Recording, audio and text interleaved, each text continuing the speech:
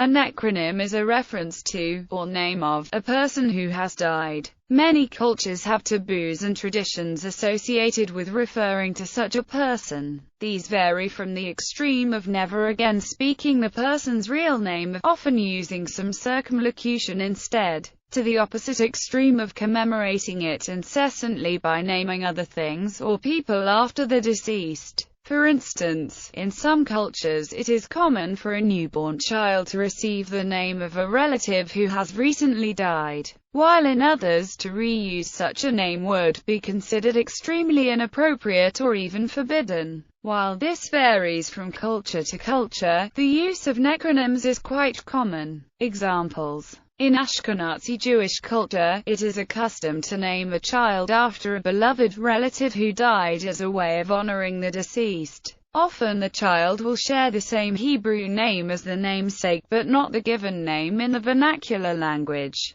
In Japan, Buddhist families usually obtain a necronym, called a kaimyo, for a deceased relative from a Buddhist priest in exchange for a donation to the temple. Traditionally, the deceased were thereafter referred to by the necronym, as a sign of pious respect. This name was often the only one inscribed on gravestones in the past, though now it is more common to have the necronym in addition to the given name. Necronyms were also commonly used during the Cold War as a means of protecting an intelligence officer's true identity. For example, the Soviet KGB agent Konon Molody was only known as Gordon Lonsdale in the United States. Molody adopted the name when he was 32, 11 years after the real Lonsdale's death. Historiography. The practice of bestowing necronyms has sometimes caused confusion for historians. This is primarily because of the two birth certificates or records that could be present at a given time. This confusion often stems from the inability to differentiate the records of each child. One such example is the case of Shigechi Oizumi, accepted in 1986 as the world's oldest man by the Guinness Book of World Records,